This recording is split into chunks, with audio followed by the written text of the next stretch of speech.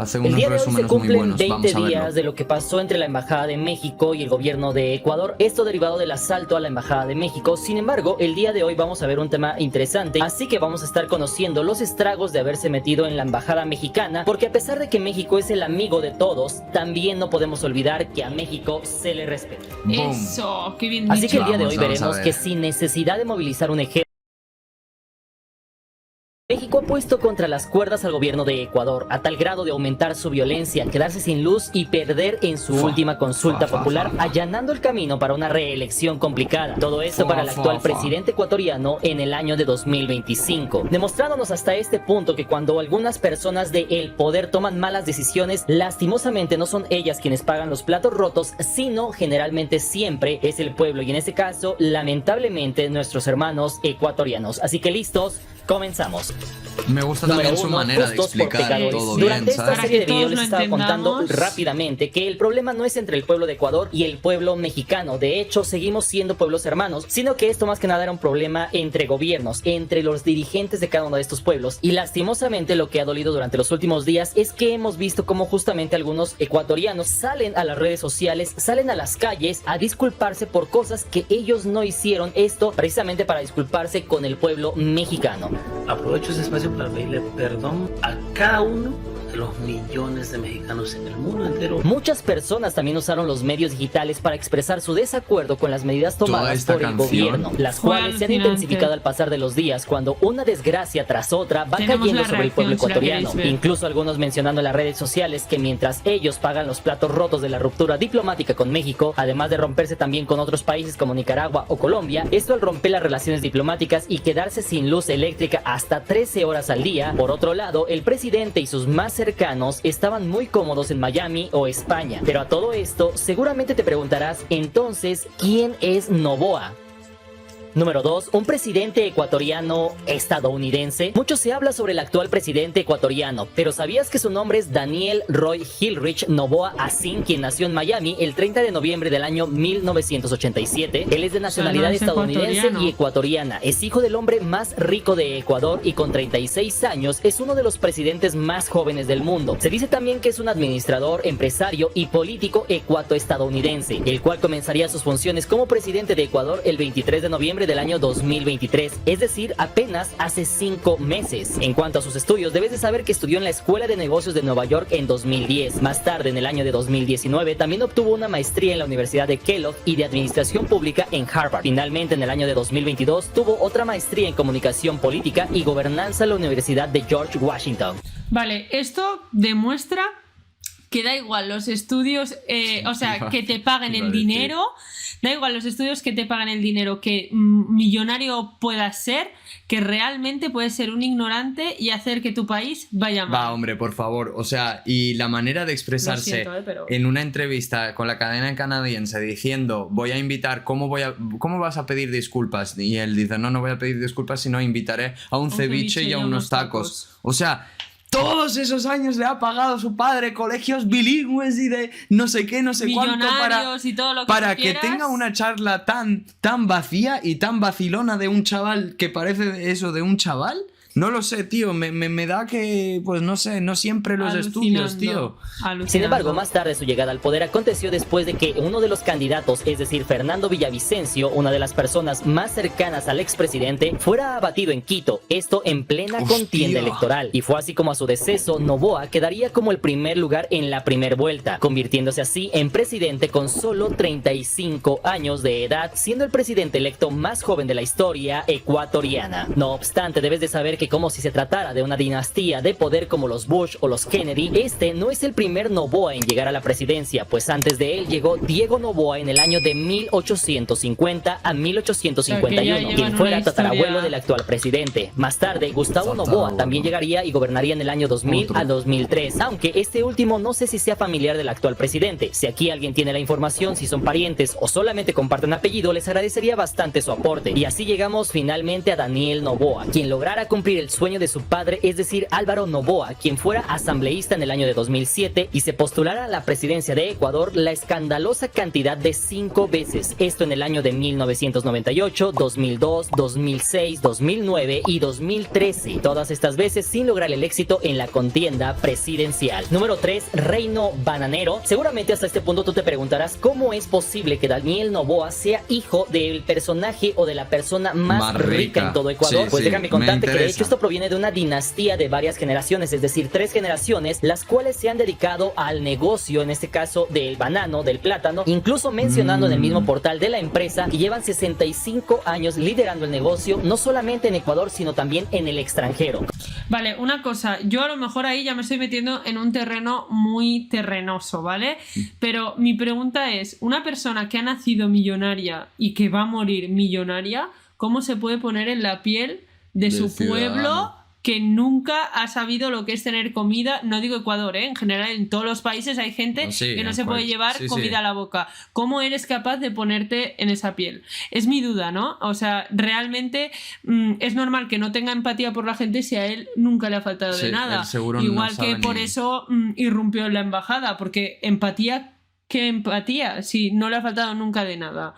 No sé. Como dato que debes de saber es que actualmente las empresas de esta familia son consideradas las más ricas de Ecuador. Esto con activos por $1.355 millones que representa el 1.08% del Producto Interno Bruto de Ecuador en el año de 2023, el cual está compuesto por 56 empresas. Este grupo económico está conformado por personas naturales y sociedades que poseen directa o indirectamente más del 40% de la participación accionaria en varias empresas, donde se estima que 119 compañías son nacionales y 15 son extranjeras. Sin embargo, la empresa que se cree que es la más poderosa es la exportadora de banano Noboa Trading, la cual en el año de 2022 reportó ingresos de $177 millones, teniendo empresas que van desde la producción de banano, la fabricación de cajas de cartón, navieras exportadoras, además de aseguradoras, empresas agrícolas, de plásticos, concesionarias de autos y de chocolates, entre muchas otras. También debes de saber que esta es la tercera generación empresarial, pues la empresa exportadora bananera Noboa fue fundada por Luis Noboa Naranjo, esto en el año de 1947, cuando incluso tenía otro nombre, realizando su primer envío de 100 racimos de banano a Nueva York, Estados Unidos, para la multinacional Standard Fruit Company. Número 4. Los jinetes del apocalipsis. Seguramente si estás al tanto de estas noticias te habrás dado cuenta que lastimosamente para el pueblo del Ecuador, durante los últimos meses han ocurrido algunos eventos que han puesto de cabeza al país. 4 jinetes del apocalipsis, 4 cosas que han hecho que el Ecuador cada vez esté más turbio, que la situación en Ecuador cada vez se salga más de control. Vamos a comenzar por la número 1 y estamos hablando de la violencia. Algo que llama la atención es la ola de violencia que ha azotado a Ecuador en los últimos meses, a lo cual el gobierno de Noboa buscó emular al gobierno salvadoreño de Nayib Bukele. Esto al declararle la guerra al crimen, sin embargo, no teniendo la misma eficacia que el gobierno salvadoreño, pues de hecho se habla que este se ha intensificado, declarando incluso un régimen de excepción, viéndose una ola de violencia en algunas ciudades como por ejemplo Guayaquil, siendo este el primer caballo del apocalipsis al que se enfrentó el actual gobierno y que por el bien de los hermanos ecuatorianos se espera que disminuya en los próximos meses.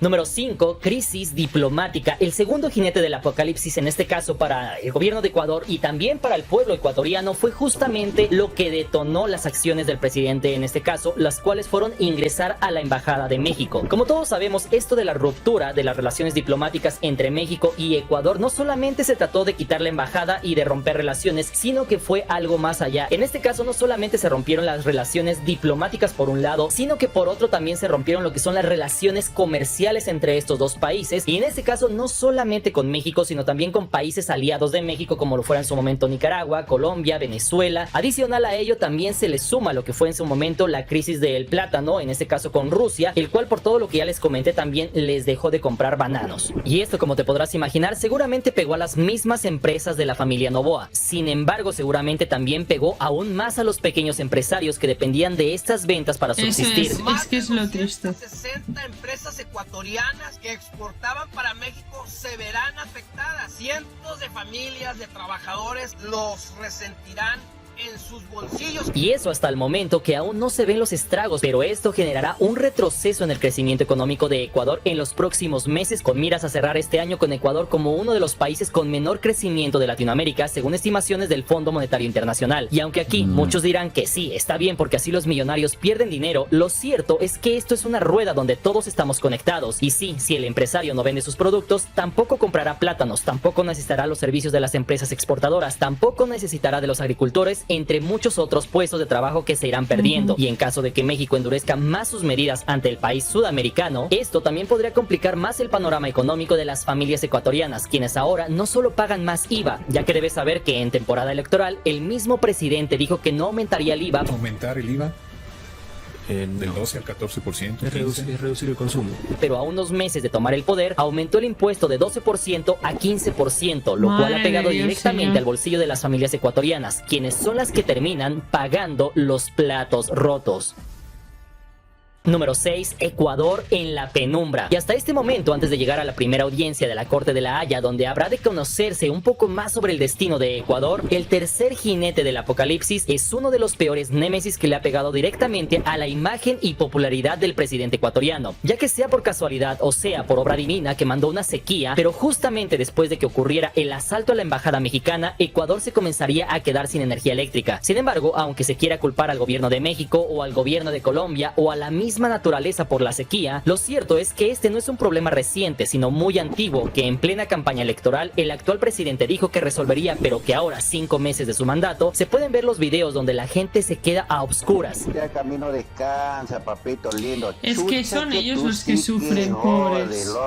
Esto no durante 10 minutos o media hora, sino durante casi 13 horas, y no solamente durante un día, sino por días seguidos, llegando al extremo de declarar 2 días como feriados donde no se trabajaría mientras se solucionaba el problema del suministro eléctrico, ya que lo que muchos ecuatorianos denuncian es que la energía eléctrica se pierde justamente en las horas de trabajo, donde no solamente se afecta a grandes empresarios, sino también a personas que tienen sus negocios y que sus actividades dependen de la energía eléctrica, además del sistema de salud, sistemas de comunicaciones, entre muchos otros, donde los ecuatorianos mostraban, por ejemplo, incluso cómo descargaban TikToks justamente cuando se quedaban sin luz, todo esto para poder verlos más tarde cuando justamente no tenían suministro de energía eléctrica, además de muchos otros videos como por ejemplo alguno donde se podía ver a un trabajador que tenía que soldar una escalera, pero que perdía todo el día al no poder usar la energía eléctrica. Y hoy todo el personal tuvo que ser suspendido porque no tenemos luz. Y como todos dicen, y es que eso afecta a su familia.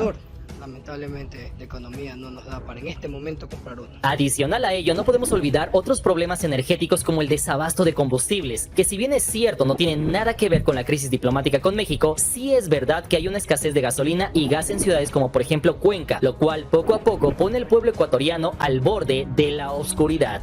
La oscuridad, y de quién tendrá que pedir. Hay buen petróleo y bastante económico, ¿no? A día de hoy, en ese sentido. México tiene buen petróleo y para exportar hacia Ecuador.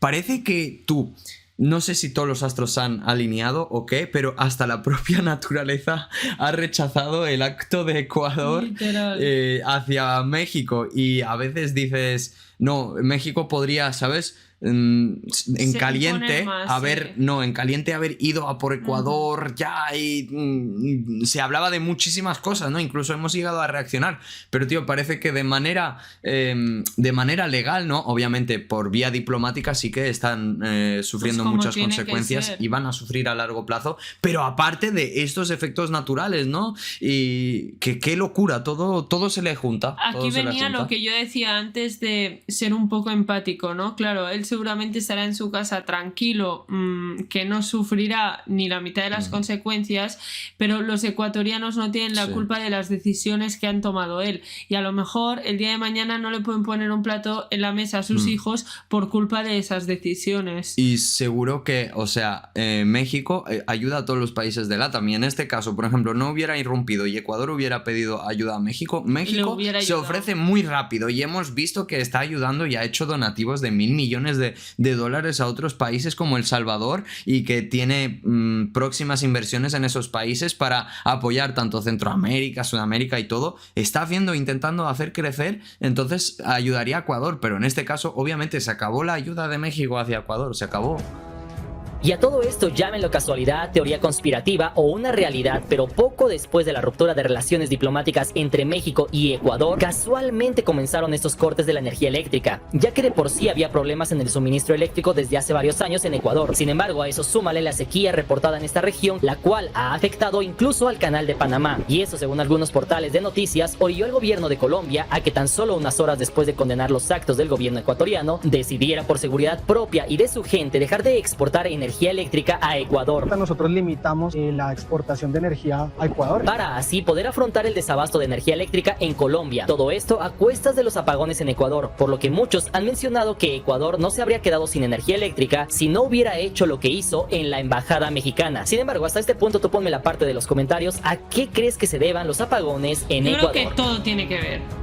O sea, Número 7, cubetada de agua fría. Y finalmente, el cuarto jinete del apocalipsis para el ejecutivo ecuatoriano llegó este pasado 21 de abril, donde se mencionaba que Noboa había atacado la embajada de México para demostrar su poder y ganarse así la opinión pública ecuatoriana. Todo esto para poder ganar en su consulta popular. Sin embargo, la jugada de jaque mate le salió mal, pues el pueblo ecuatoriano hizo la famosa jugada 9-2, es decir, contestó que sí a 9 de las 11 preguntas hechas por el gobierno que le costaron al pueblo ecuatoriano más de 60 millones de dólares. Sin embargo, que castigaron a su gobierno al decir que no a las dos más importantes que tenían que ver con implementar legalmente contrataciones laborales por hora y la adopción del arbitraje internacional en Ecuador para fines comerciales. Y es que mientras las otras preguntas eran relativamente sencillas y sobre temas de seguridad que la mayoría de los países de la zona ya tienen en funcionamiento, estas dos preguntas o propuestas llamaban la atención por lo siguiente. La primera facultaría a las empresas para poder contratar a una persona solamente por unas horas de su tiempo, y aquí muchos dirán, pues eso está bien porque así es en Estados Unidos. Sin embargo, lo importante es que Ecuador no es Estados Unidos y las condiciones laborales tampoco son las mismas, ya que esto dejaría a los trabajadores sin derecho a servicios de salud, primas vacacionales, etc. Además que beneficiaría inmensamente no solamente a las empresas nacionales, sino también a todas las empresas extranjeras que decidieran invertir en el país, desamparando cada vez más así a la sociedad ecuatoriana. Y por otro lado, la segunda que los mismos ecuatorianos celebraron el echar para atrás fue sobre los arbitrajes internacionales, lo cual le permitiría a algunas empresas como las mismas de la familia del presidente Noboa eludir obligaciones fiscales con Ecuador y escudarse en la reglamentación internacional, ya que, como te mencioné anteriormente, un porcentaje considerable de las empresas de esta familia se encuentran en regímenes internacionales, con lo cual lograrían eludir pago de impuestos en paraísos fiscales.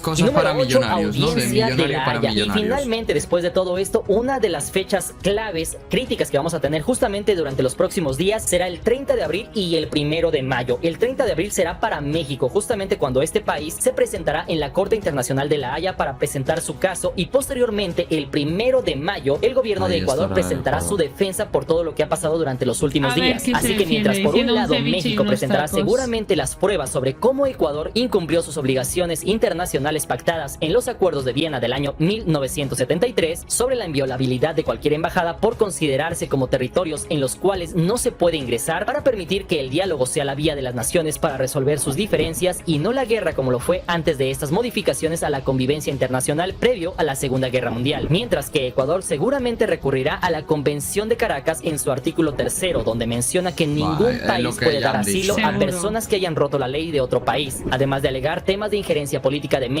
en temas ecuatorianos, mientras que México seguramente se defenderá mencionando el artículo 4 de Caracas, donde se menciona que el Estado asilante tiene la potestad de determinar si el solicitante es perseguido político, con lo cual estaría en su derecho de dar asilo cumpliendo la ley y tratados internacionales. Y esto dejaría a Ecuador mal parado en el ámbito mundial, ya que México, al estar dentro de los límites de la ley, el gobierno ecuatoriano habría violentado varios tratados internacionales. Todo esto sin mencionar que dejaría una puerta abierta y sería un precedente para que otros países hagan lo mismo sin temor a tener alguna consecuencia, y lo cual podría traer problemas aún más graves de escala mundial si no se sanciona este actuar. Y finalmente, número 9, reelección. Como ustedes seguramente sabrán, el presidente Daniel Noboa no fue elegido por un periodo de 4 años, sino por un periodo de 18 meses, de los cuales solamente le quedan 1 año y 1 mes. Y justamente en este año seguramente lo que va a hacer el presidente será buscar su reelección justamente en miras del año 2025. Para ganar la reelección del año de 2025 tendrá dos posibles escenarios. ellos. Por un lado, sigue la persecución de algunos políticos, sigue peleando con otros países y continúa su papel de Nayib Bukele ecuatoriano buscando el apoyo de las masas con riesgo a equivocarse de nuevo y definitivamente perder la próxima reelección. Mientras que por otro lado tendrá que dejar al lado su resentimiento hacia algunas personas que en su momento incautaron sus bienes y decidieron ir tras las empresas de su familia, y se centra en gobernar el país de Ecuador y así solucionar los problemas de este país, siendo la única forma en la cual el mismo pueblo podría apoyarlo por otros 4 años.